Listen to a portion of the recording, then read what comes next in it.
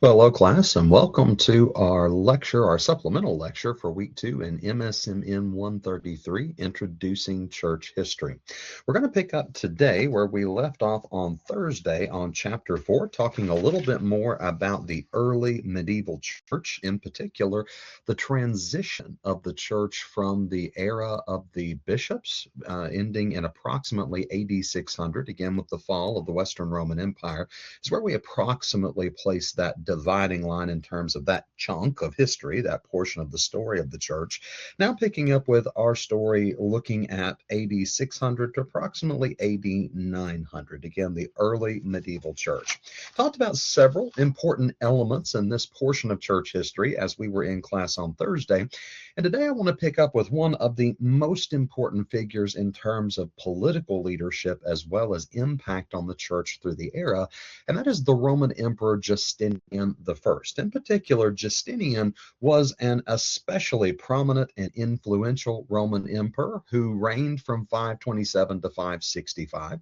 He is best known for three key elements that relate to our studies in church history. Number one, the enforcement of doctrinal unity. Now, in fairness to all of the Roman emperors, or virtually all of the Roman emperors through this era, all of them to a greater or lesser extent had at least some concern for doctrinal unity in the church because they wanted unity in the empire. It was the idea of having a common agreement among the Christian people, which naturally, in the minds of most political leaders, would tend to contribute to peace and unity among the people. So there's certainly a political overtone to that. With certain Roman emperors, there are also, I believe, seated theological concerns, theological concerns there. But regardless of the specific deeper motives of Justinian the First, what we recognize is he certainly had a concern for enforcing doctrinal unity.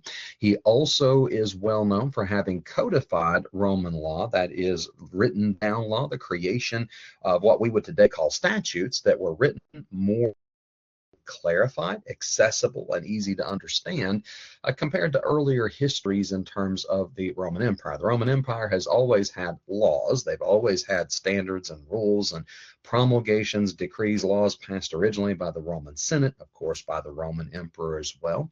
But there's a difference between having a law and having a law that is codified in the sense of organization, structure, coherency, a written law that can be comprehended, disseminated, and more broadly understood. That's one of the major advances to the credit of Justinian I. In addition, we also recognize that there is a great degree of church intervention by the emperor during Justinian's reign. In other words, he is concerned with and involved in the developments of the church and the doctrines of the church and in, we'll just say, church-related issues throughout the course of his reign. Remember, as we talked about on Thursday, one of the big picture markers of the early medieval era that we will continue to see throughout the broader medieval era of church history is not the idea of the separation of church and state, but really more of the union and at times the unity. There's not always unity, but there was the idea of the union of church and state, that secular rulers not only were involved in the church, but frankly came to see the church as an integral part of their political operation, their reign, and their governance. Justinian is well known for having had those attributes to mark his reign and to mark his activities throughout the duration of his time as Roman emperor. Here is an artistic depiction of Justinian I. You can see him, of course, at the center of this particular mural. You have, or mural rather, you have Justinian here at the center, and then you have not only soldiers, you also have bishops and church attendants who are also represented commonly with Justinian. Again, his reign not only encompassed the secular side of the state, it would also encompass the church dimension and the reality of the church's importance to the Eastern Roman Empire, to the remains and the evolution of the Roman Empire throughout this reign, as well as the West up until the collapse of the Western Roman Empire as things evolve. When we talk about the nature of why Justinian is mentioned here, if we're technically picking up at AD 600 for this particular era of church history, if that's the dimension we are concerned with and that we want to focus our attention on, well, why Justinian, who is not yet into the 600s plus or the 600 to 900 range? He's in the Mid to late 500s AD. Well, again, Justinian's important because what he does lays a foundation that will be expanded and that will really set a precedent for his successors, not only with regard to the Roman Empire, again, remember the Western Roman Empire is shortly to fall, but also when it comes to the Byzantine Empire and other political rise throughout the ages. Justinian is a major figure, a major influence, and a conceptual, theoretical, political foundation for modeling this idea of the union between the church and the state. When we talk about Caesaropapism in the East, we're going to switch gears just a little bit. This is keeping in the theme of what Justinian has contributed, but we're extending it. When it comes to the relationship that exists between the Roman Empire, the Caesars, and the papacy, the Pope, the Bishop of Rome, thus this reference to Caesaropapism in the East, this describes a phenomenon in which the Roman Emperor and the Byzantine Empire, of course, those who are their essentially heirs and successors, we'll just say to the Roman Empire, dominates much of church affairs. It's not just that church affairs are going on and the emperor is concerned.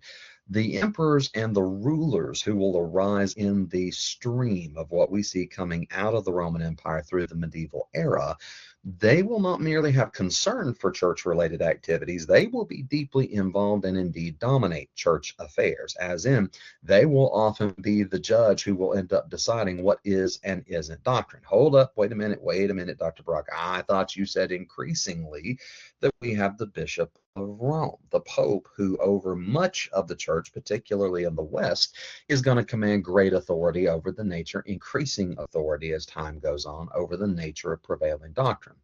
That is true, but here's the thing. The Pope can have a greater or lesser degree of independence, as we'll see, depending upon the relationship between the Pope and the Emperor. In order, as we're going to see, for the Pope to stay Pope, popes also had to keep certain emperors happy, upon which the Pope would become dependent. Thus, we have this back and forth relationship where, yes, it is the Holy See, the Bishop of Rome, that will steward a great deal of authority, but they steward that authority at times, and we'll get to the point where it's consistently at times under the heavy hand of the emperors. Thus, you have the relationship between the empire as well as the church. Now, can that lead to actually good doctrinal clarity at times? Yes, as you have the outworking of these things, particularly where you have emperors that sponsor and support correct doctrine, that can be helpful both in bringing about clarity through sponsorship of councils and, frankly, encouragement of the church to deal with these issues and to create a framework, a context in which these issues could effectively and robustly be dealt with.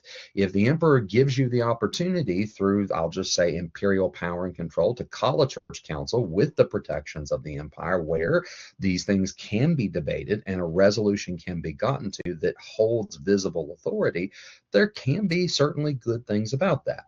Obviously, can there also be some problems with that? The answer is yes, and we will explore those as we go along. In particular, when doctrine becomes subordinated to political concerns, yeah, we've got problems. And by the way, the church through this era is not ignorant of those problems. It's not ignorant of those considerations. And by the way, also, and to add to that, the church of all eras has to recognize that. That's not to say we should eliminate Christian truth and the Christian faith to political realities, but it does mean, in the vein of Jesus' command to count the cost of following him, that we do recognize that sometimes church doctrine, sometimes more specifically the doctrines and the truth of the Christian faith, is going to stand at loggerheads with the prevailing political logic of the age. We are certainly living in an age where that is the case for so many Christians in so many different ways and in so many different contexts throughout the world. Mercifully, here in our particular context, where you're studying at University of the Cumberlands in the United States, we're not in a situation or a scenario where, as a general rule, we face the reality of death or threats on our life as a consequence of being a Christian. For followers of Jesus, in our particular context, if there is a situation where a Christian is either killed or is threatened in terms of their life for their faith, I'm not going to tell you that doesn't happen. Anybody who is in a position with a deadly weapon can threaten somebody and say, either renounce Christ or I'm going to kill you. We tend to delude ourselves into the logic, oh, that doesn't happen in the United States. Well, it can in isolated incidences, certainly. What I'm making the point to say is it's not systematic. It's not routine. It's not in the norm for us to see that in our context. And praise God for that. The fact is, however, that even as a Christian in our age, where you may not face a threat on your life from following the gospel, there are Christian convictions. There are truths of the Christian faith and biblical truths that do not accord with much of what broader society and broader politics often is in sympathy with. And Christians have to stand up against the prevailing logic of the state, or more specifically, the group of individuals who happen to be in control of the state at that particular time, be it a president in Congress, be it a governor in a state general assembly, be it a mayor in a local city council. The fact of the matter is, there are moments where Christians, even in our particular blessed context, recognize that sometimes there is a conflict between political pressures and political realities and living out the truth of Christian faith. That is not new. That has always been so. Jesus warned us, it would be so. But we see that tension come into play in interesting and impactful ways through this founding era, this founding portion of the medieval era, the broader Middle Ages. Councils were often convened by the emperor. That means, the word convene means to summon or to call together. So oftentimes it would be under the authority of the emperor that ecumenical councils of the church, which would debate and ultimately come to a resolution, typically in the form of either a creed or a definition. Many of these councils would be called with or under the authority of the emperor. Moreover, we also have the idea of patriarchal subordination, the concept that as we again look at the dynamic between political realities and church realities, there is that power tension that we'll see evolve. And then we also recognize that there's a contrast between Caesaropapism in the East, in particular the relationship between the Byzantine emperors in the East and the church versus the Western papacy, where in the power vacuum of the fall of the Western Roman Empire, you have a scenario where the papacy, the power of the Bishop of Rome, will increasingly grow. Now, once again, as we get into the mid and the later Middle Ages, we're going to see that arrival of challenges and threats that occur between secular rulers, or we'll just say debates and disagreements, to put it most charitably, between secular rulers and the Pope. Probably the most famous, if not necessarily the most impactful, it's hard to really identify the most impactful such disagreement, but a famous one has to do with the disagreement between King Henry VIII of England and, of course, the Pope. Henry, as he is famous for, had a series of wives, many of whom would find their heads separated, unfortunately, from their bodies as a consequence of having been Henry's wife. You didn't have a long or good life expectancy, unfortunately, to be a wife of Henry VIII, but after the marriage to his first wife, Catherine, Henry wants a divorce and the Pope refuses to grant him one. In particular, what he seeks is an annulment. It's often summarized as a divorce. There's a distinction between the two. There was especially so a distinction between the two then. Well, the Pope refused to grant that, so Henry decided to break from the Roman Catholic Church, start what is known still today as the Church of England, and bring it under the authority of the monarch. Today, going through a long stream of history, Henry's ultimate successor, King Charles III of the United Kingdom, still remains the supreme governor of the Church of England. Today, that's more of a figurehead role. We'll talk about that more later. Then it meant something in terms of power. Most of the powers that the monarch in the UK, the King of the United Kingdom, possesses as supreme governor of the Church of England, most of those have been, I'll just say, delegated not only to the Prime Minister. Today, many of those have been delegated from the Prime Minister to various commissions and governing bodies that relate to the Church of England in an effort to try to provide at least some semblance of objectivity or independence of the church. You need to know, when you have establishment of religion, there's never truly independence of the church from the state, but there's the idea that we'll create certain degrees of objectivity with that. Again, more on that later, but right now, remember, we will see challenges to the authority of the papacy. It's not that the Pope gets power and boom, he's good for life. Well, no. At this particular stage, there comes a condition, a set of conditions, where the power of the papacy grows tremendously in the power vacuum left by the fall of the Western Roman Empire. That will not always remain so, but that certainly becomes so. Whereas in the East, you still have the Byzantine Empire as well as other political authorities, creates a different dynamic that the church has to walk through in the East versus the conditions that prevail in the West. And again, that in a material way contributes to the power of the Western papacy, the Bishop of Rome. Next, we come to the concept of the church in the 7th century as we move from the dawn of the medieval era a little bit further into the next century within it. Again, moving into the nature of the crossing the threshold into AD 600 and on into the 7th century, Western instability becomes an enormous problem. Ultimately, you have the fall of the Roman Empire, but the fall didn't occur overnight. Yes, one particular battle, one particular situation in which the final Western Roman emperor died. Yeah, that is a definite clear point in time. But the conditions that led to that were a series of steps. It was an evolution, as is so often the case when we see great and momentous events take place in human history, and also in particular in church history. They tend to be the sum of a great many different consequences. While there is that defining event, there's that defining moment, and that, of course, rightly gets the press, as they say. There's a lot of precedential conditions, a lot of things that lead up to that moment, and so it is with the collapse of the Western Roman Empire. While we have Western instability due to the power vacuum that exists, keep in mind, though, Byzantium and the Roman Empire, when we think about the East and just the nature of the East more broadly, though it's still there, even after the fall of the Western Roman Empire, there is a decline, a marked decline that occurs both in terms of the power, the stability, and the nature of Byzantium, the Byzantine Empire as well. So we're seeing some power vacuums in interesting ways that develop on both sides of the equation, the most glaring of which is, of course, the fall of Rome in the West, but we also have an increasing, changing dynamic that exists in the East and with Byzantium as well, in the medieval Eastern Roman Empire. We also have ongoing doctrinal debates that occur on both sides of this conceptual divide in the West as well as in the East, and the background to these changes. And then we have a major factor we'll explore in just a moment involving the rise of Islam. The rise of Islam not only changes the inherent political dynamic that marks this age, it not only presents a threat to Christianity from the standpoint of an opposing religion that seeks or sought, depending upon which particular figure you refer to, the elimination of Christianity.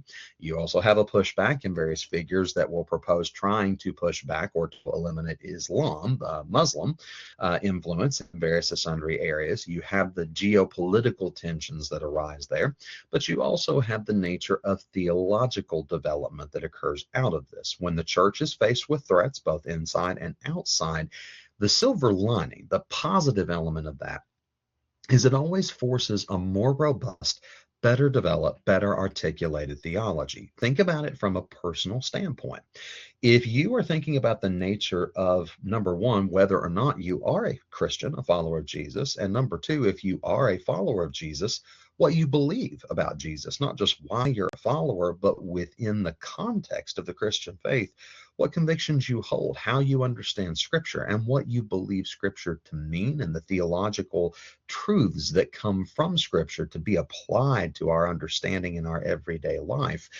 Oftentimes, we come to a particular scenario with just a very, I'll say, rudimentary understanding of it until somebody starts to ask us questions or to challenge our beliefs, or in some cases to out and out oppose or even threaten our beliefs. Well, I don't know. Not only do I think you're wrong, I think that is a travesty that you believe that. I think that is terrible that you believe that. I'm paraphrasing. These things come in various ways, but while none of us likes to deal with opposition, none of us, I think, naturally like to deal with people who attack us in one way or another. The positive outworking of that is that these challenges, these difficulties have the positive contribution of forcing the church to think through very carefully, very deeply, and very meaningfully the nature of what theology is and what theology teaches us and why the church holds the convictions that it does. Again, these factors, these influences are going to be major forces that shape the history of the church. When it comes to the decline of Byzantine influence, we're going to look at each of these themes in turn as we journey through, but let's start with the decline of Byzantium.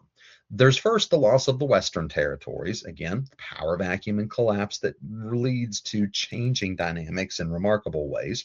We also have the advent of weak imperial protection. When you have the collapse, even the gradual collapse of a major governing authority, there's weaknesses not only in terms of military accomplishments, there's weaknesses in terms of the military itself. When you have the weak of the state and you have fewer tax revenues and you have fewer people willing to serve, desiring to serve, even seeing the value in service through military avenues or other avenues for the state, you then have a consequent decline in the military abilities of the state and then ultimately of the ability of the state to protect its own territory and its own people. Also, we have the nature in the background with the fall of the Western Roman Empire and the decline of Byzantine influence. Papal independence will grow in that vacuum. Remember, as we talked about Thursday, there is that often used expression, nature abhors a vacuum. That's a way of saying that when there is a vacuum, an empty space in terms of power, something will come in to fill it. And that's just one of the realities of life. It's that way when it comes to broad macro considerations of the state or large-scale governance. It's that way when it comes to the nature of order in society. It's that way when it comes to the nature of our own individual lives. I'll just tell you, as you mature and go through the course of your life for the rest of your life, one of the themes you'll discover is if you don't command your own time, your own priorities, the things that you value and the things that you know and hold to be important, somebody else will always come along that will be content to command those for you. It might be a boss, it might be a friend, it might be a family member or some other person.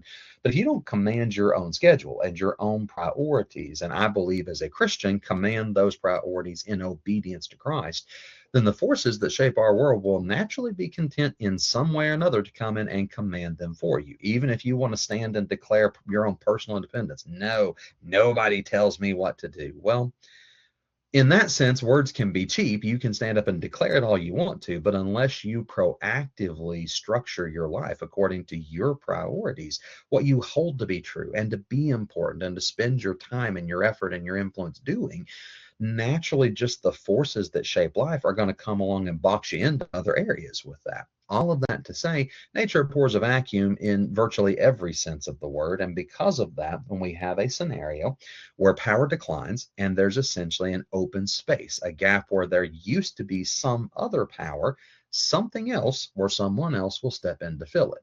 The papacy has a major role when it comes to the decline of both Western and Eastern Roman power. And also, in the background, Western alliances will form out of that. The Pope not only will command a great deal of power in the form of the Holy See and the Roman Catholic Church unto himself, we will also see various alliances that end up formed with the Pope as the Bishop of Rome, as well as around the Bishop of Rome, if not directly with the Pope, that are going to shape the nature of power through this age as well. When it comes to the transition to what we will Carolinian era, part of the background in relation to this era of church history has to do with the nature of these changing dynamics we're exploring. The Carolinian era refers to the ruling family of the Franks, that is in modern day France, what we would call the Frankish Empire or the Frankish collection of peoples within that empire. The Carolinian family is going to be named after a series of rulers bearing the name of Charles. That's where the Carolinian reference comes from. In the background of this, the Moravians are weak. The Moravians were the ruling family of the Franks from the mid-5th century up until about AD 751 in particular. When you have the weakening and eventually the fall of the Moravians and their rule over this particular region, you'll then have the rise of Frankish rulers who will come to the throne, again in the Carolinian era, and who will reign over these territories in ways that are impactful for the history of the church. In this transition era, the church seeks both reform as well as protection. Within the church, we're seeking reform from the standpoint not only of doctrine and not only from spiritual formation and from the practice of how we carry out Christian faith. We're also looking at reformation when it comes to society and when it comes to the nature of how we are to live out the Christian faith in a broader context where so many things are changing. This also leads to the reality of new political partnerships that will occur in the background for this era between these rulers and the church and various connected elements as well. When it comes to the Carolingian Empire, this is going to deal with several themes, including Western European unification. We have the Carolingian Empire created as a large Frankish-centered empire with the Carolingian dynasty that's founded under a ruler we will come to know as Charlemagne. Very, very famous ruler. You may not know a lot about Charlemagne. You're going to hear shortly, but the fact is, most people have heard of Charlemagne's name. Charlemagne is a very important ruler in terms of history, and his Carolingian Empire, founded under his authority, has enormous influence and impacts that last even to the present day. One of the major changes that the Carolingian Empire will bring is Western European unification. These various territories and regions will be united under the rule and authority of Charlemagne and Charlemagne's successors. You also have the reality of church-state alliances that will be formed. Again, that continuing unity that we see as a theme between the church and state. We also have the idea of a Christian empire ideal. That is, when we think about the question of who and what is a good ruler, what makes for a good emperor? Is a good emperor someone who rules with a heavy hand in the Machiavellian tradition? It's better to be feared than loved. Is a good ruler someone who is just simply savvy and worldly and understands the way that the world works and the nature of things in the world? Is a good ruler somebody who just simply allows for low taxes or high taxes, a lot of activity in the state or a little the state? In this particular era, what we see evolving in the conscience and the thought of the politics of the era is the idea of a Christian ideal, that the emperor should be a figure who represents Christ, not in the sense that they are Christ, but in the sense that they are ruling under Christ's authority in a mission and according to convictions that are given by Christ. And also, as we're going to see, the evolution that the entire world should be brought under Christ's domain, that is, the authority of the church. Even today, when you see not only images from this era, but looking, for example, at the modern monarchy in the United Kingdom, when the coronation ceremony takes place, most recently, of Charles III, back in 2023, with King Charles's coronation, one of the symbols that you will see that's very prominent in the coronation today and historically of Christian monarchs is the orb. You have the scepter, and the scepter, of course, gets a lot of attention, not the least of which for Charles, because it has the world's largest clear-cut diamond, the Cullinan 1, that's included in that scepter, an enormous diamond. So naturally, when you see that rock sparkling and all of the allure, that gets attention.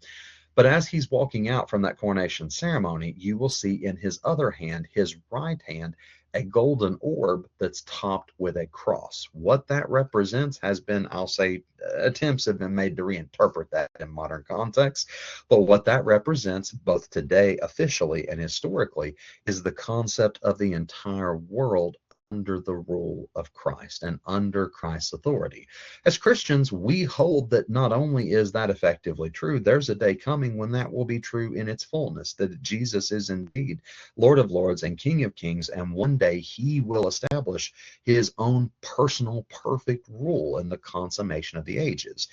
Until then, the doctrine will eventually evolve in its better forms among Christian monarchs that they are standing in the role of God-ordained government in the present age to seek to bring about the growth and the expansion of the Christian faith.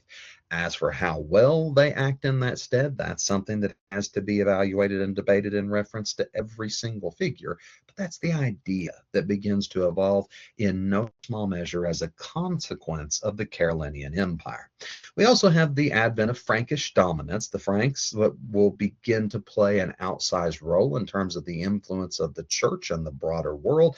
There is a just say relocation, a realignment when it comes to the center and the balance of power throughout this era. And because of Charlemagne and the Carolingian Empire, the world's central focus will shift away from Rome in the classic sense and to the idea of Frankish dominance. Again, remember, nature abhors a vacuum, still going on there in the background. As we move through this era, there is a figure who will come before Charlemagne known as Charles Martel. Charles Martel is an important ruler in the history of this particular empire and this stage of church history. He is best known for having led the opponents to a massive Muslim army at the Battle of Tours in 732, sometimes also called the Battle of Poitiers. It occurred in central France, and it involved the Muslim army, and he had a situation in which this army comes into his territory from Islamic Spain, commanded by Abdal Rahman Gafiki.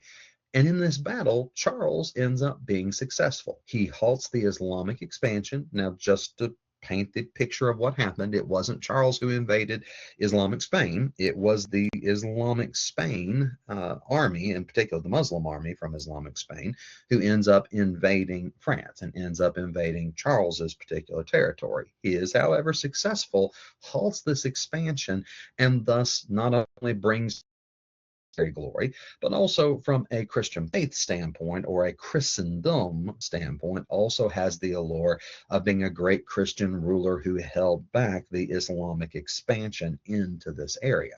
He also is known and important in Christian history for having supported Christian missions and serves as a figure representing much of the foundation of Carolingian rule. He is not Charlemagne, keep that in mind, but he is a preeminent figure who will eventually lead to Charlemagne. That is, Charlemagne will come after him in the stream of the precedents in rule and in Christian leadership that's established by Charles Martel. Another figure that comes between Charles Martel and Charlemagne, as we'll get there, is Pepin the Short. We'll talk about Pepin in just a moment. But before we do, here is a picture of what Charles Martel looked like in this early, we'll just say, not contemporary, but this early mural depicting him as a ruler, as a leader, and a Christian ruler in particular, holding authority over the Franks and ruling for the cause of Christ. Again, you see the depiction. You also see some of the artistry and how this is being depicted in time, but you have the representation of Charles Martel here. Next up, when it comes to Pepin, that is Pepin the Short, Pepin is another important transitional figure in the history of the church. Pepin the Short followed Charles Martel as a major Carolingian ruler. His particular actions are multifaceted. Pepin, first of all, represents papal-backed kingship. So in a way that will become important in the stream of history to follow, Pepin comes to rule the Frankish a territory, the Frankish empires that will become, under the authority of the Pope. That is, that the option, the authority, the legitimacy of one's rule comes from the backing of the Bishop of Rome. Pepin not only has that backing, but really sets a precedent for that as an appropriate reality to come to power, to come to the throne in Christian or Christendom within Europe. We also have the donation of Pepin. The donation of Pepin is a major event in church history, particularly for the Roman Catholic Church, because it would lead to the advent of the papal states within the background of the Holy Roman Empire, and in particular, the possessions of the Holy See in Italy, the former territory that was ruled by Rome. That vast, I'll just say, amount of land and holdings of land would come under the direct authority of the Pope for centuries to come. It would ultimately be lost through, I'll just say, a political battle between the Kingdom of Italy and the papacy, and then eventually be settled by a particular treaty that would lead to the formation of what we know today as the Vatican City-State. A lot more back and forth and a lot more detail to get to on that later. For the sake of time, just that the papal states, vast territories that composed much of the Italian peninsula, would come under the authority of the Pope as a consequence of the donation of Pepin. Not to be confused with the donation of Constantine. Constantine, which is generally assumed and understood to be a fictitious document, a fictitious act. The donation of Pepin has more of a legitimate role here in terms of where the Papal States come from and the advent of that territory under the authority of the Pope.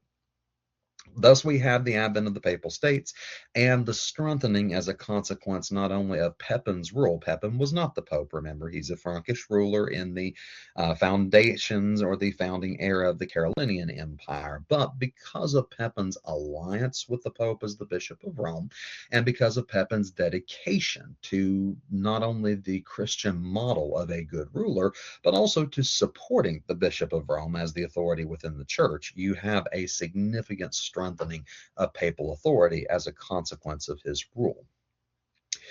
We then have the advent of Charlemagne. Charlemagne is an enormous figure in the course of church and world history. He succeeded Pepin the Short, ruling from 768 until 814. He was crowned emperor in particular in 800. If you're thinking, wait a minute, if he reigns from 768 up to 814, why is he crowned emperor in 800? Well, there's an evolution, of course, of what we consider, one, to be the empire, and two, because of the nature of how much territory would ultimately fall under Charlemagne's control. You have this church-empire unity, the idea not only that you have a secular emperor, but that secular emperor is, number one, himself a Christian, and number two, linked to the authority of the church, seeking to advance the church and the cause of Christ through the state and through good Christian rule. You have the advancement of that concept and doctrine. Charlemagne is understood both in his age and ages to follow as a great Christian reformer who advances the model in particular of a ruler, an emperor, who would seek to advance the cause of Christ. Those who are a little more critical of Charlemagne also see him sometimes as synonymous with unallayed ambition to absolutely possess and rule the world. Charlemagne would have pushed back and said, well, yes, under the authority of Christ, not necessarily for my own good or for my own advancement. You need to know there's a lot of debate, as we'll see with so many figures, as to exactly how best to frame that. The thing we have to do as good church historians, and far more importantly, as good Christians, is first of all to take the statements made by these figures as they are, and then to ask the questions, what did they do? How did those statements align with that? What can we learn from them while not being naive as to other motives? They were human beings, fallen sinners, short of the glory of God, as every human being we believe is in the Christian faith. Apart from redemption in Christ, we recognize that everyone is lost in their sin, and on this side of eternity, even those who are followers of Jesus will struggle against sin. We're not denying those realities. It's a reality in which we recognize even rulers who strive to be good Christian rulers over to vanity. They can be given over to ambition. They can be given over, in some cases, to bloodthirsty ruthlessness. And also, we recognize in the background reality that not every ruler who will come in the eras ahead of us, as well as in this era, who claims to be a good Christian ruler, well, that doesn't necessarily make them a Christian. You can wear lots of labels for political expediency. That does not make it so. While only God can stand in judgment of another human being's soul, at least I hold that view as a Christian, and most Christians generally understand that to be the reality of the nature of divine judgment. The fact of the matter is, it's important for us to understand what they do that is good and that is in accordance with the Christian faith, and what some rulers will do that is not good and not in accord with the Christian faith. As Charlemagne will grow in power and grow in territory and authority, extending far beyond the Frankish territory and into the much of Europe that will be united under his scepter, he is eventually crowned emperor in 800. Crowned by who? Yeah, you guessed it, the Pope. We have the advent of papal crownings that come into play. You also have the reality of church-empire unity that will advance, and again, Charlemagne as a Christian reformer. Here is a depiction of Charlemagne, an artistic depiction of his particular, I'll just say, advent of rule. We see a situation in which you have not only a ruler sitting on a throne. That's not exactly shocking to see that imagery when it comes to a king or an emperor. The throne is really synonymous with that idea of a ruler in any context. You also have the advent in particular of Charlemagne as the Holy Roman Emperor, not just the Emperor of the Franks, not just the Emperor of France. King of the Franks is where he started, then eventually becomes King of the Lombards, and then finally, again in 800, is crowned as the Holy Roman Emperor. As these things evolve and as we have the advent of the nature of the Holy Roman Empire and the many things that will stand in its stead, beginning with the Carolingian Empire Classic and eventually becoming what would be known as the Holy Roman Empire, you have major advances that occur in terms of not only governance and society and changing dynamics, you also have those impacts in church history. Charlemagne was crowned, by the way, by Pope Leo III. Leo is the one who is responsible for crowning Charlemagne in his role as Holy Roman Emperor. And again, you have in the backdrop to all of this the authority, the nature of the church, as well as the authority and nature of the state. A couple of key things that I want you to see. Number one, you can see the bishop, of course, here in the background. You can also see the orb we talked about, the world, what the circle, the sphere of gold is representative of under the cross, the authority of Christ. You also have the monarch holding the scepter, in particular Charlemagne as Holy Roman Emperor holding the scepter that represents rule, presentation of the scriptures, and you have the variety of different things that are represented here with various figures and individuals who are, we'll just say, depicted in particular in this specific portrait. Much of the artistry of the era is not to accurately depict every single soul that happened to be present. Oftentimes, the people that you will see in portraits, both then and today, are representative. So when you have monarchs and rulers over vast peoples and territories, well, you can't possibly fit all of them in the portrait, even if you're trying to depict a coronation, because coronations took place in the presence of hundreds, indeed thousands of individuals.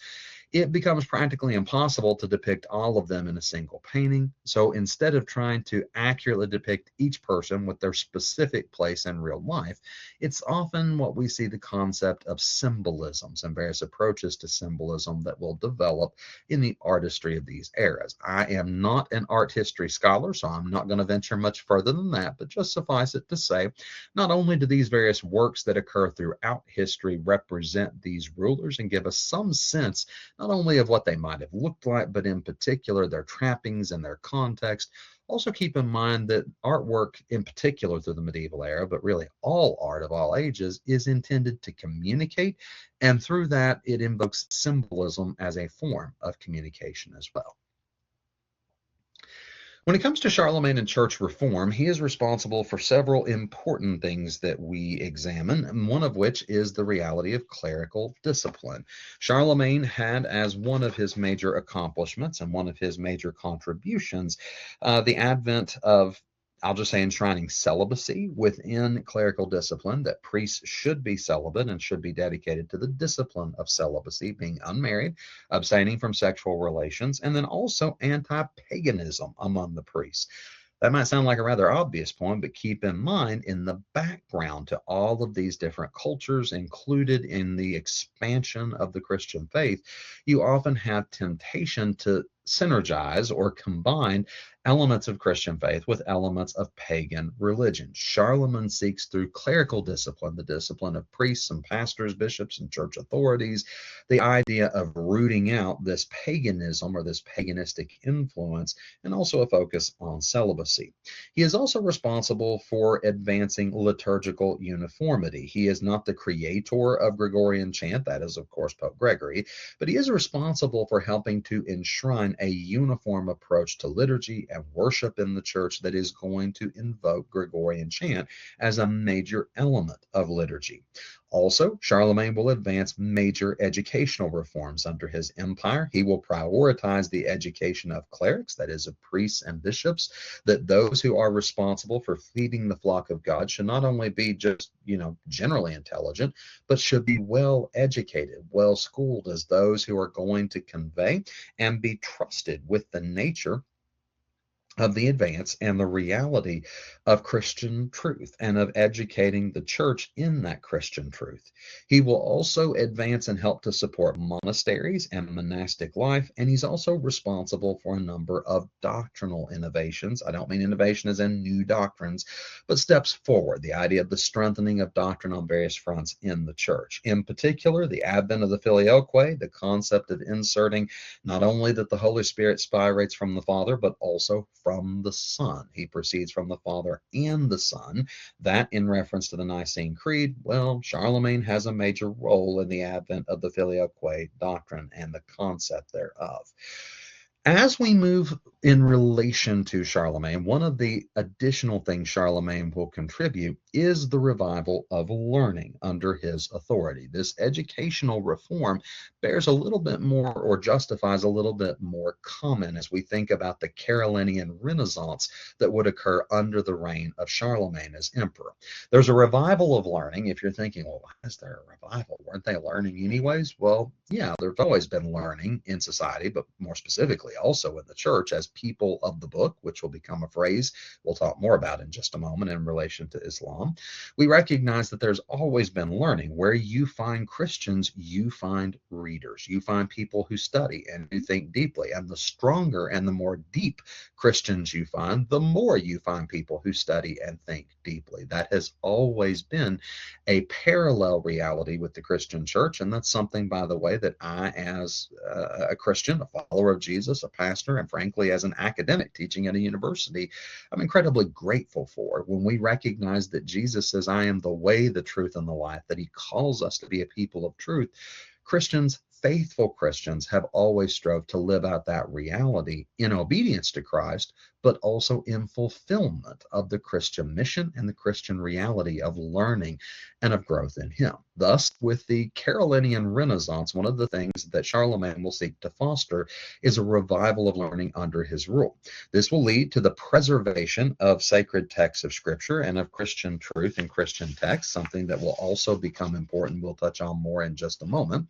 We also have the reality of something called Carolinian minuscule, a change or a set of changes that come to the nature of how people wrote. Carolinian minuscule, in particular, is best described as a clear, standardized lowercase script that developed in the 8th and 9th centuries as a consequence of Charlemagne's educational reforms. It involved round, open letter forms, distinct word spacing, that is, spaces between individual words, and also ample space between lines.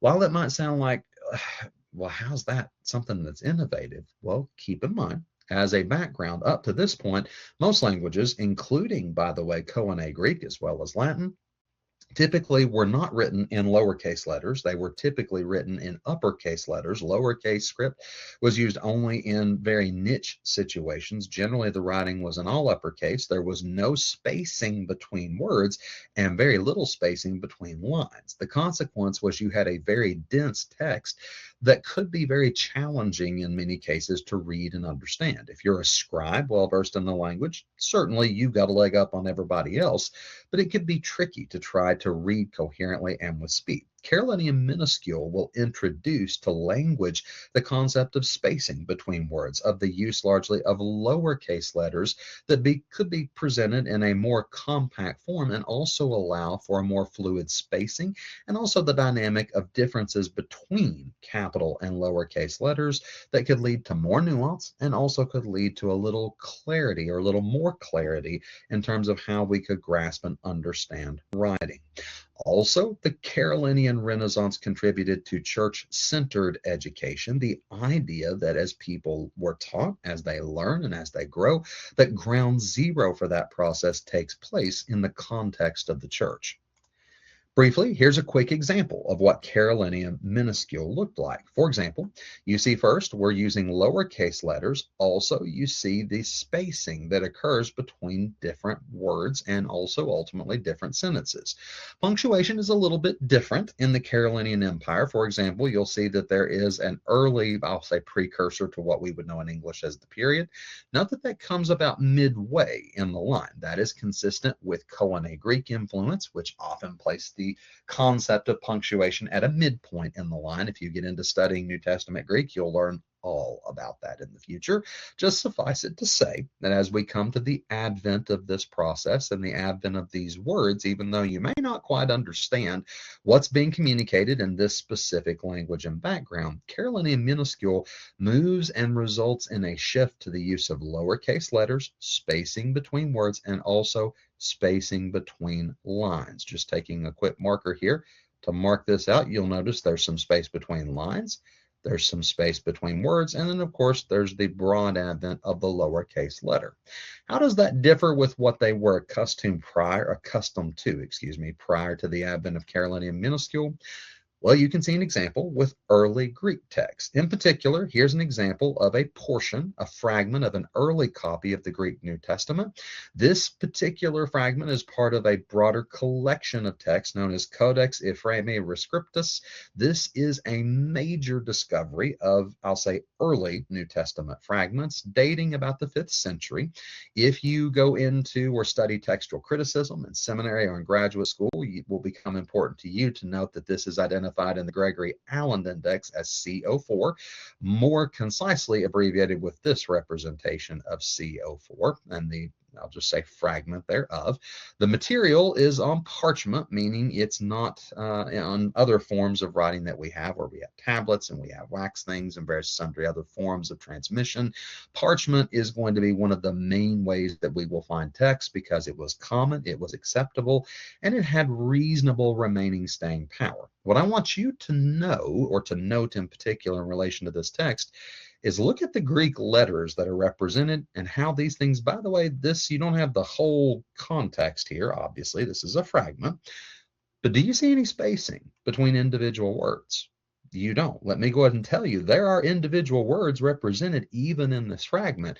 You can't, however, discern that easily because there's no spacing. You do see some similar punctuation. For example, there's that mid-sentence period or precursor to a period. It's not classically a period, but it's a precursor to that. But other than that, you don't see spacing in between individual words, and you'll note very little spacing between individual lines when it comes to these fragments. Going back to the Carolinian minuscule, notice how this changes. We shift from all caps, which by the way, these are all capital Greek letters here in this fragment. We shift from that to lowercase letters. We have this spacing between words and this spacing between lines that makes this far easier comparatively to be able to read, to discern, and more specifically, to read quickly and comprehensively. Thus, as a result of Charlemagne's rule and his educational reforms, we will make steps forward not only in addition to just learning in general and writing and study and thought, but we also make steps forward even when it comes to the very advent of the mechanics of written language and communication. Once again, remember those who call this period the Dark Ages. Yeah, just want to remind you, it's not all dark in terms of that having the implication that somehow the Dark Ages was an age where people were ignorant and there was no learning. And it's just in terms of the metaphorical light of learning, you have the Dark Ages where there is no learning. I want to emphasize to you that is not true. It's not true at the early Middle Ages. It's not true in the later Middle Ages.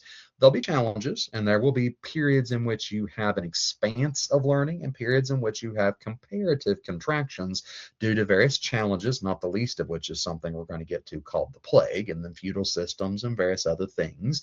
But the reality is you have learning and you have advances, major advances that are occurring all throughout the medieval era. We will continue to explore that as we journey through. Going back to a particularly Christian faith focus, we also have the advance of missionary activity in the shadow and under the scepter of Carolinian rule.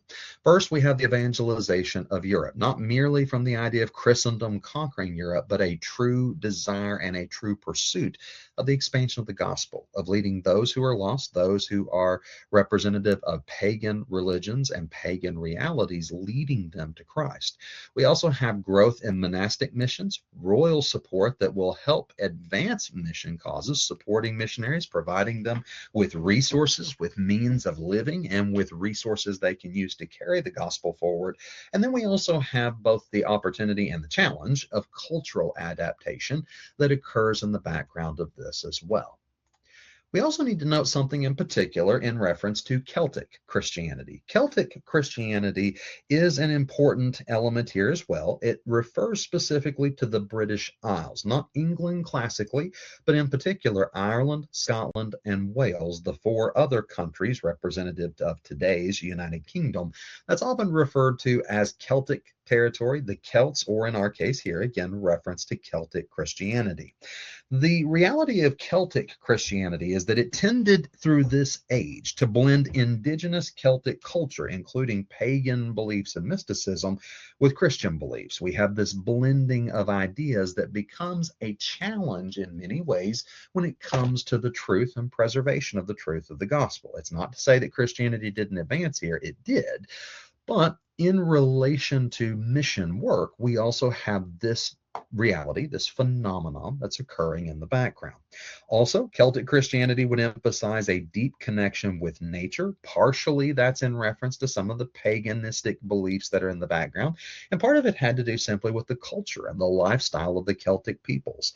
They embraced as a concept the divine in everyday life and also gave great focus in the development of Celtic Christianity to hospitality, community, and to rich spiritual imagination.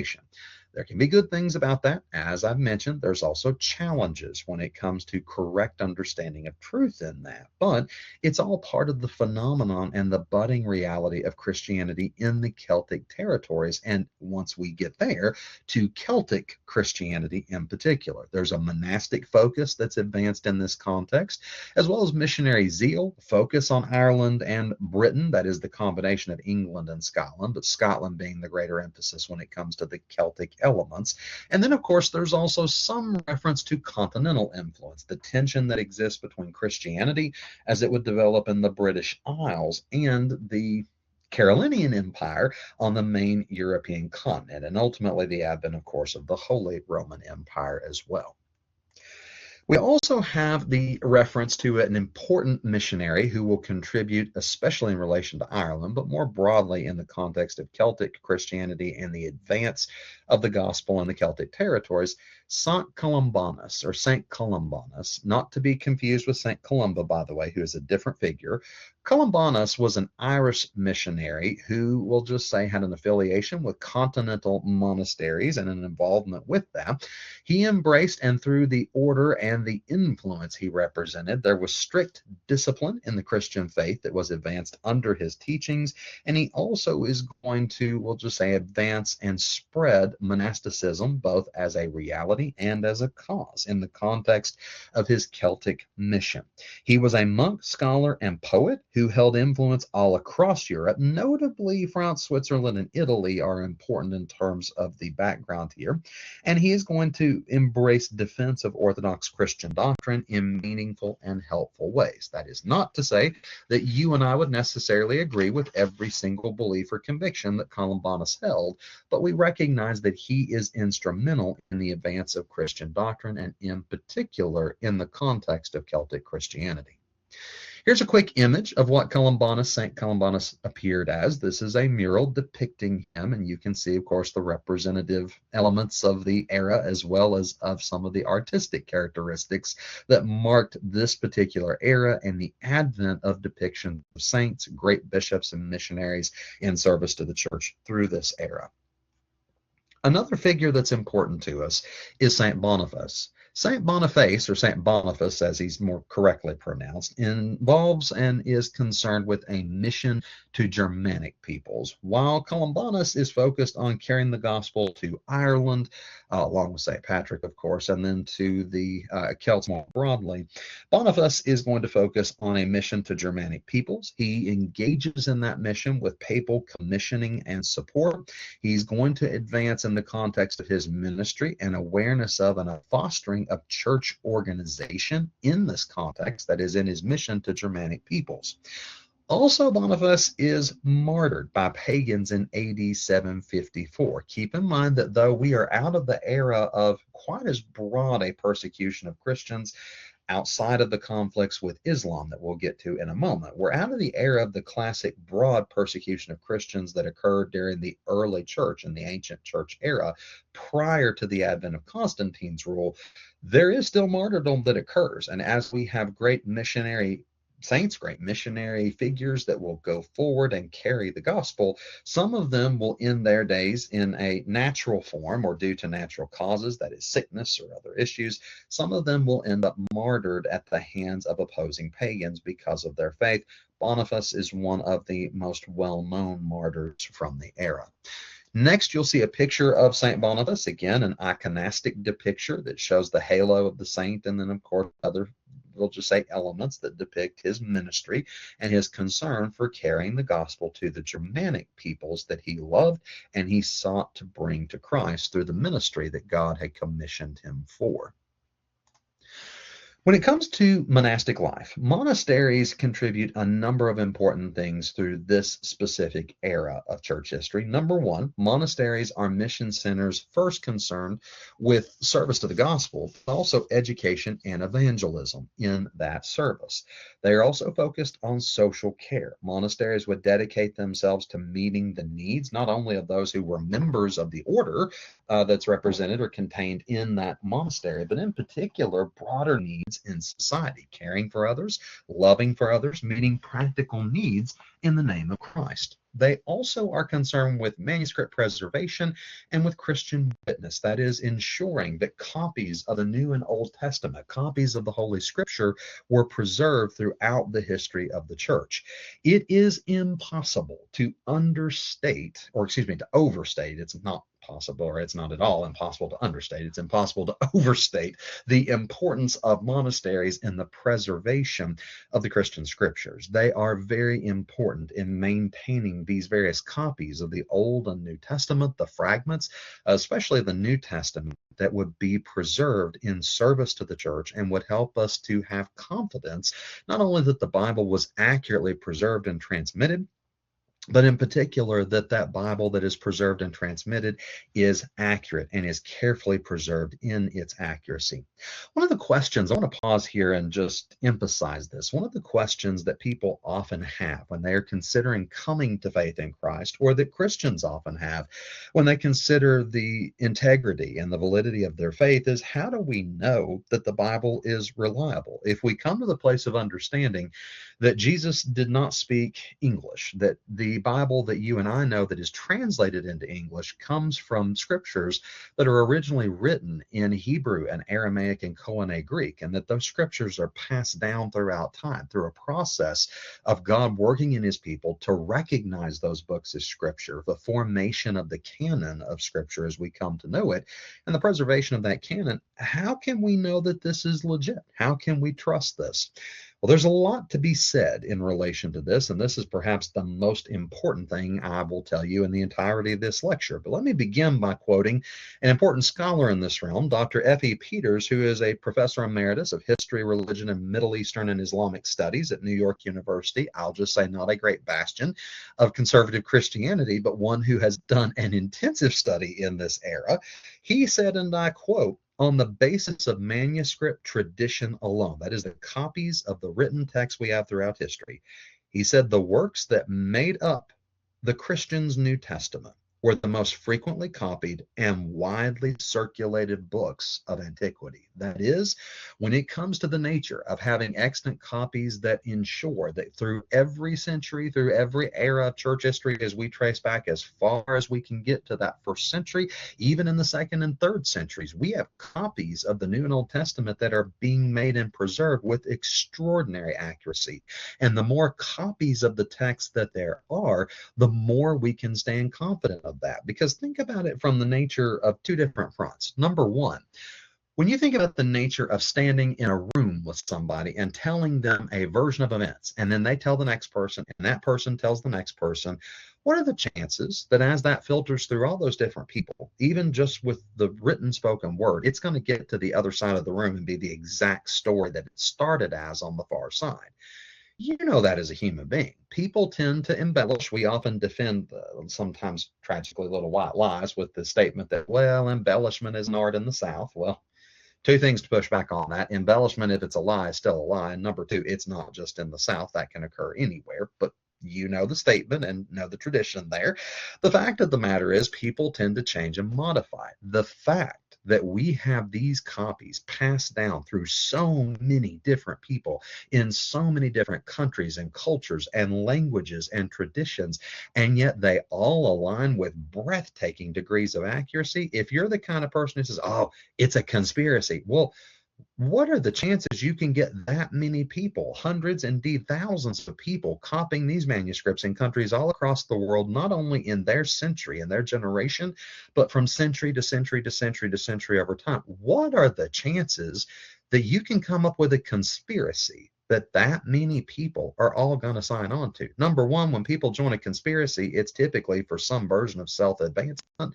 That, by the way, is not just me saying that as a Christian scholar. As an accounting scholar, we teach something in accounting ethics called the fraud triangle. The reality that in order to have fraud occur in any form or fashion, there's three basic elements that have to be met: opportunity, pressure, and rationalization. And inherent to those things is some form of a compelling reason, a reward that comes to an individual for engaging or conspiring to engage in something that's inherently a deceptive or fraudulent activity. How on earth would you get that many people all involved in the same great grand conspiracy of fraud?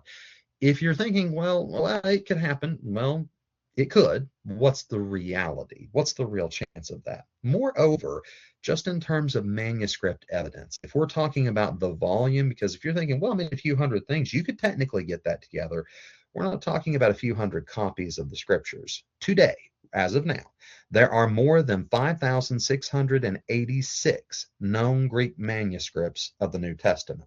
By means of comparison, if we go back to Roman history, there is a very, very instrumental and influential work that's created by Julius Caesar, the famous first emperor, classic emperor of Rome, called Caesar's Gallic Wars. That we know of in terms of antiquity, in terms of Roman history, there are basically 4 extant copies of that, and yet nobody is burning down the world over copies of Caesar's Gallic Wars. Nobody's questioning the true authenticity of that. We just simply say, well, there's 4 copies, ergo, we have reason to believe that these copies are accurate. This is what Caesar wrote.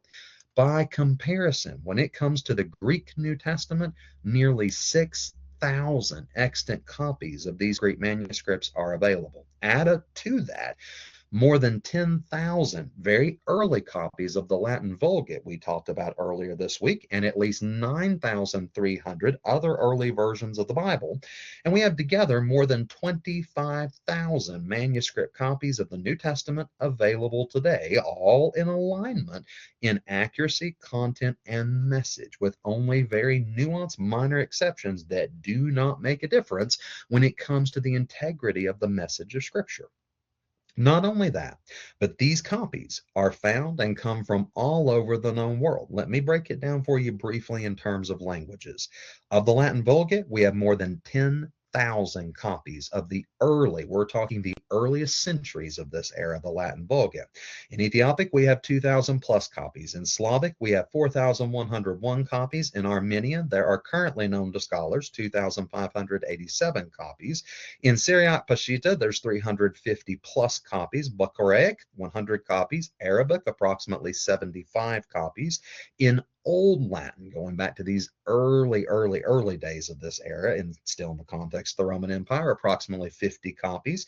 Anglo-Saxon, 7 copies. Gothic, 6 copies. Sogdian, 3 copies. Old Syriac, 2 copies. Persian, 2 copies. Frankish, 1 copy. In total, 24,970 plus known copies of the Greek New Testament.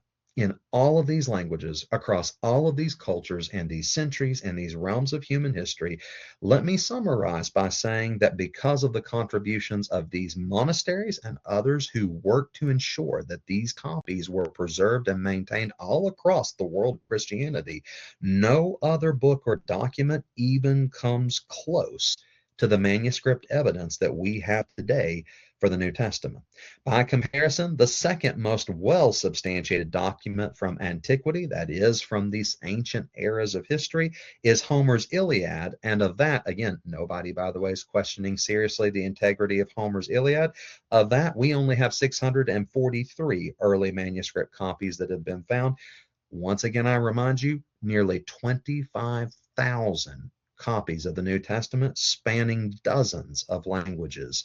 We have an extraordinary tradition, an extraordinary witness to the accuracy, the integrity, and the truth of the Greek New Testament through the preservation of manuscripts by these monasteries and those who came before them and those who would come after them, seeking to maintain and to preserve those texts from generation to generation with care, with love, and with commitment to Christ and the service of his church. We also note, switching gears here, nation of Europe that will expand in the aftermath of Charlemagne's rule, as well as under the influence of the papacy and the influence more broadly of the church.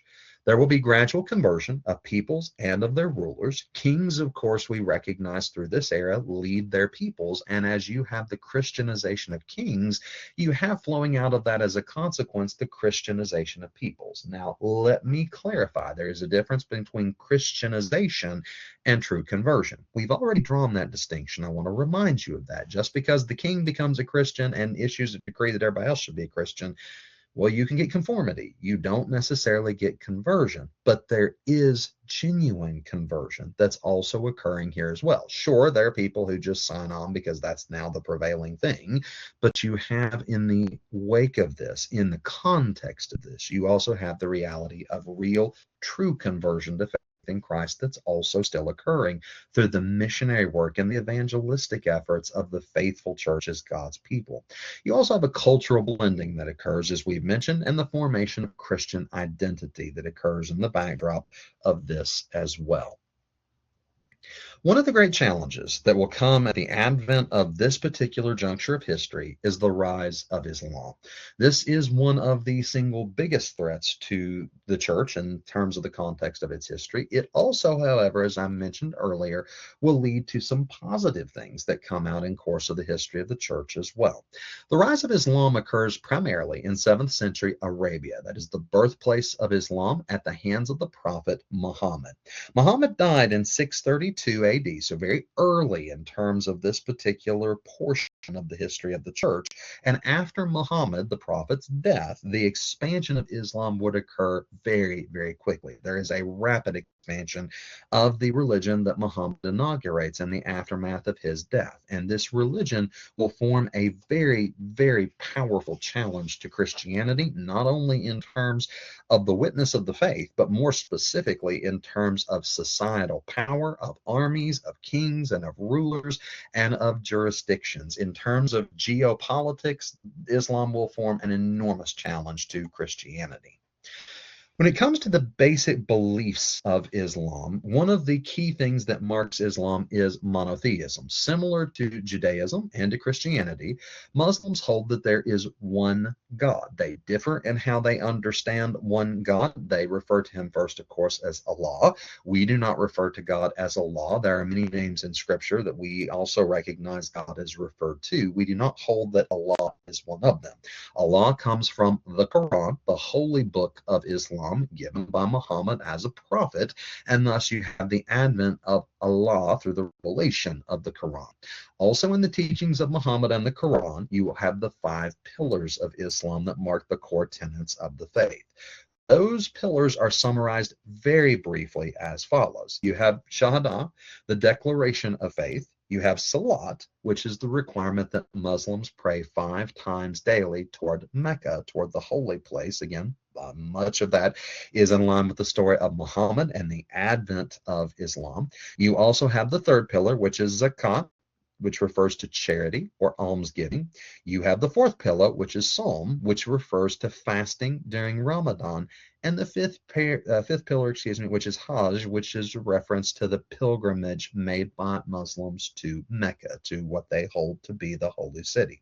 That is a very high-level summary, by the way. There is much to hang on in Islamic tradition with each of those particular 5 pillars, but that gives you a bit of an overview of the nature of what Islam holds and the revelations that are brought to Islam as a consequence of the Quran, their holy book, and again, the teaching of Muhammad as their prophet. An image, I should say, of Muhammad, a famous image, is depicted here with regard to the angel who presents to Muhammad the truth that he will deliver in the form of Islam. We have, as a consequence of the rise of not only Muhammad, but in particular, more specifically, the religion that Muhammad will found in the aftermath of his prophetic role, we have the advent of Islamic expansion that will occur. There is first a conquest of Christian lands, those lands that up until the advent of Muhammad had been under Christian rule with Christian authorities and church ministries. Well, Islam will come and they will conquer many of them, particularly in North Africa and then in Spain. These are the 2 major centers for Islamic expansion during the era. This also occurs in the backdrop of Byzantine decline. Once again, that vacuum that will occur as the Roman Empire subsides. Not only will you have the church and the papacy that will grow to fill that in part, you also have Islam that will grow to fill that in part, particularly in the East and Byzantium, and again in Spain. And the lasting change will be brought as a consequence to that, with the subjugation of these lands and the conquest of them under Islamic authority. Major changes will begin to impact the landscape, and the church will be impacted by that as well, not only through the loss of those lands and people, and I'll just say the devastating consequences, both in terms of loss of life and the spiritual consequences that occur as a consequence to that in terms of religion, but also you will have, as we get there, the advent of the crusade, an idea that we will take back those lands and take back the Holy Land. More on that in a moment. I'm summarizing here, painting with a broad brush, let me say, as a disclaimer. We will get into that in greater detail here directly in future chapters. But for right now, just note these things are laying the foundation for those tensions we will explore as we continue. In terms of the specific impacts of Islam on Christianity, there's the loss of key centers geographically and in terms of culture for the Christian faith. There also is the reduction of Byzantine power in the backdrop of the expansion of Muslim power. There is also the strengthening of Western identity. In contrast to the growing identity and authority of Islam in the East, you have the Western identity largely in relation to the Pope and the Bishop of Rome that will be strengthened in opposition. And then, of course, we have the advent of long-term conflict, the crusades and battles and wars and conflicts between various rulers that will be fought as the centuries continue to evolve in the authority or the challenge of the authority of the church that comes in relation to Islam. When it comes to Christians under Islamic rule, there are some important things to note here. There is, we will just say, a lot in terms of negative consequence with the loss of life and the change of society, but there are certain protections that will come to Christians under Islamic rule through this era compared to others.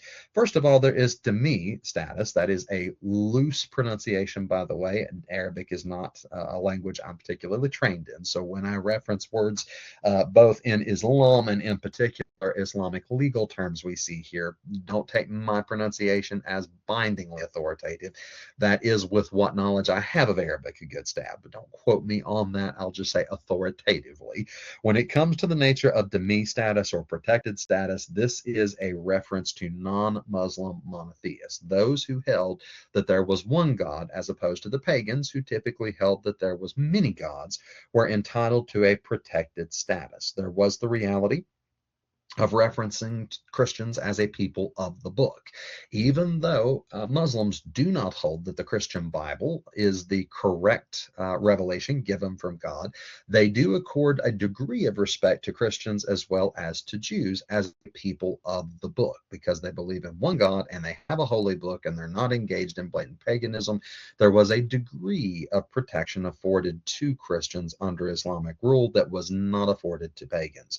Moreover, there also was the the jizya tax, which was a tax levy on non-Muslim people in Muslim states. They were accorded limited freedoms under Islamic rule. And also we have in, I'll just say opposition to this, still the survival of Christian communities, but Christian communities that faced considerable difficulties in the backdrop of Islamic rule and in the backdrop of the authority of Muslim leaders who ruled with the expansion of Islam and Islamic states that occurred and the caliphate that would occur as well in relation to the advance of Islam.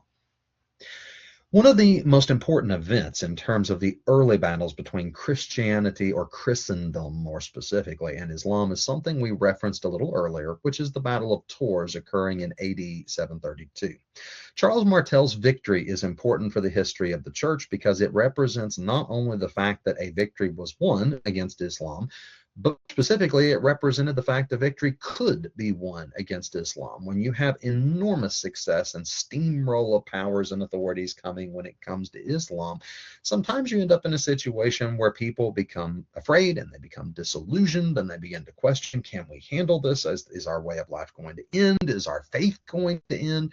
Even though we recognize faith should never be attached to worldly institutions or rulers, our faith is ultimately, as followers of Jesus, placed in and rooted upon Jesus in terms of a way of life. People were naturally afraid. They were naturally scared and concerned. That's an understatement. The nature of Charles Martel's victory was a huge victory in terms of Western Christianity. Moreover, it represented a halt to the Western expansion of Islam. It was symbolic in terms of the Christian defense. That is, it was emblematic of the fact that victory was won and victory could be won. And it also strengthened the Franks as an authority, as an influence in the evolution of the church and of church-state relations and the church-state model of governance. Here is a mural depicting in simplified fashion the Battle of Tours in 732. You can obviously see there's a battle taking place, and that battle occurs between two different sides. One representing Western Christianity, commanded largely under the authority of our particular friend, or our particular already referenced figure, the reality of Charles Martel, and another commanded under the authority of Muslim rulers who challenge Martel's leadership and who are essentially seeking to expand Islam into Europe. So again, you have this depiction with regard to these two sides and these two rulers who are being invoked in this particular imagery, this particular artistic imagery. When it comes to the church and political power, there's a mutual dependence that begins to evolve in terms of what's happening. You have secular rulers who depend upon the church, its influence and its authority.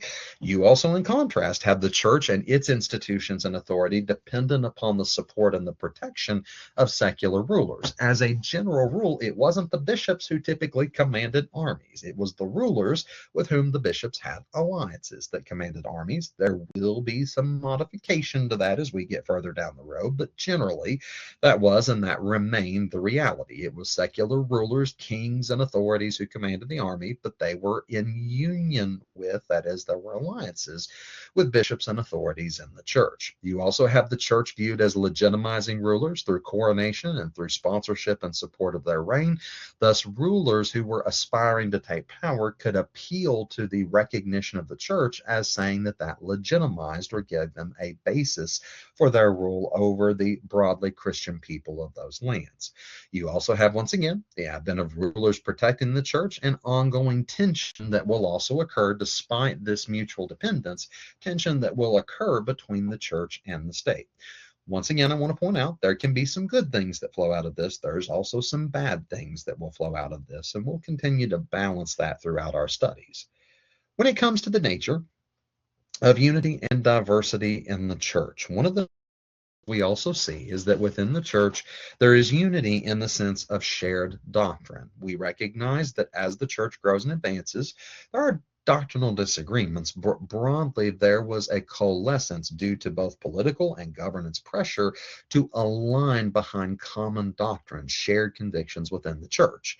However, there is also across the church a diversity of practices, not only between region to region, diocese to diocese, as we might say in Roman Catholic tradition, but also with regard to the east and the west of the church. There is a tension between Eastern and Western, not only governance, but Eastern and Western spiritual leadership within the church that does not go away through this era. We've not yet got to the Great Schism, but I will just say that the foundations for the Great Schism are laid and will continue to grow as a background issue throughout this time. And then we have, of course, the seeds of division that are planted that will eventually give rise to that schism we'll talk about in future. The challenges that faced the church were chiefly in relation to one, political instability with the fall of Rome and the vacuum and filling of that vacuum over time. Number two, cultural diversity. The diversity in terms of peoples and rulers and regions, and even to some extent language posed challenges for the church that, by the way, will also give rise in relation to language with the advent of Latin as the main language of liturgy, the main language of worship in the church, and ultimately the language of communication, authority, theology, writing, study, and the preservation of truth throughout history. We also have the advent of clerical reform that will arise as this era evolves, and then doctrinal enforcement that will continue to be a challenge as you have various doctrines that are held by the church and heresies that arise in opposition to those doctrines. The church will continue to clarify and to confront various heresies and various doctrinal challenges. And there are eras where the church will do well with that. There are eras where, in no small measure, due to political pressures brought by secular rulers, the church will, I'll just say, struggle to hold doctrinal clarity consistently. That, however, will remain a theme as the church continues to grow and to advance and to do ministry through this unfolding span of time. Major achievements of the church in terms of secular, or not secular, but in terms of ministry in the context of the world, not secular achievements, let me clarify there, but in particular in terms of worldly accomplishments. Accomplishments of the church in the world include, first of all, preserved learning. The church would preserve learning throughout this era of instability, in an era that could easily have just degraded into mere survival. The church continues to foster and to preserve learning and the advance of knowledge and the advance of depth and theology and truth and understanding more broadly of the world through this era. We also have the expansion of Christianity as missional efforts will take the faith into future lands and to future peoples who had not previously heard the gospel of Christ. We have the shaping of Europe according to this model of the Christian worldview and Christian rulers seeking to connect and to bind their authority with that Christian worldview. And then, of course, the reality of institutional strength that will advent from this, for better or for worse. You have the blending of the church and its institutions with the state and its institutions. Again, there are good things and there are bad things that will flow out of that as we advance through the ages yet to come. In relation to the legacy of the Carolinians, that is, the Holy Roman Empire as it will become, the Carolinian Empire as it is through this era, we have the contributions of the church-state model, educational reform within the lands that are subject to Carolinian rule, growth in terms of the papal power. By the way, when we say papal growth, we don't mean the Pope gets larger as a human being. We mean the advent of papal power and the expansion of the Bishop of Rome's influence and authority more broadly within the church and within broader society, and also the foundations that will continue to extend throughout the medieval era as we move from this early medieval period into the high Middle Ages and the late Middle Ages. The foundations and the key markers of medievalism we talked about are going to continue to extend throughout that time.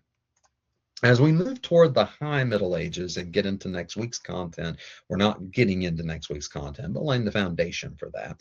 We have the expansion of papal authority. We've seen that already. That's going to continue to be a major theme, especially in the Western Church, and a conflict that will frame tensions increasingly with the Eastern Church. We also have monastic growth in terms of both the actual existence and number of monasteries and the influence of monasticism, the development and growth of theology that will continue to advance throughout the era, and also Christendom will form in the sense of a Christian state, of a Christian society, of Christian rulers and Christianized institutions.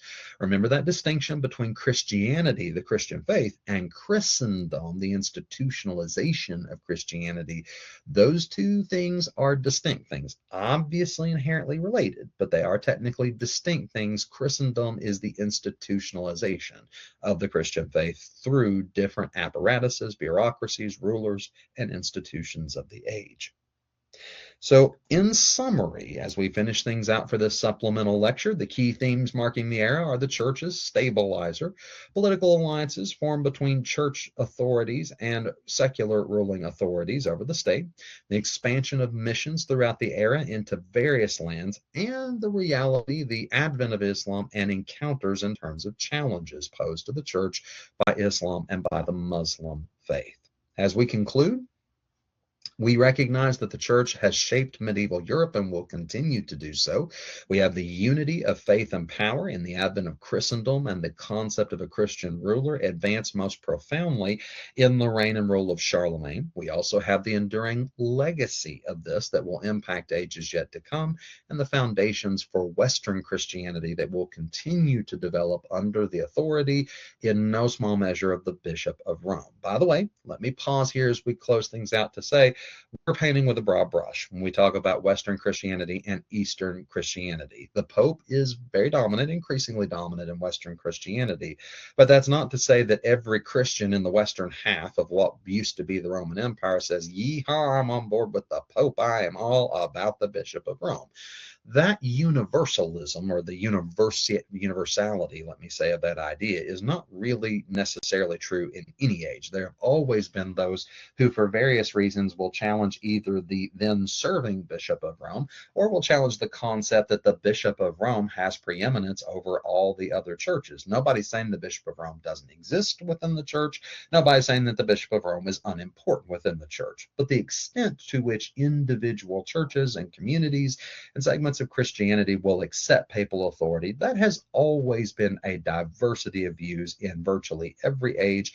There will continue to be diversity, but what we see is growth in essentially the Pope's authority, and in real measure, growth within the pro-papal segment of the Western Church. That is, more broadly in the Western Church, the authority and the acceptance of the authority, the acceptation of the authority of the Bishop of Rome will continue to advance and to grow throughout this age.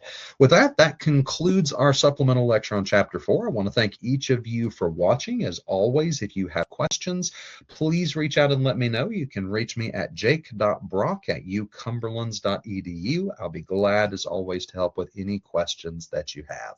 With that, thank you for watching, and have a fantastic rest of your day and weekend.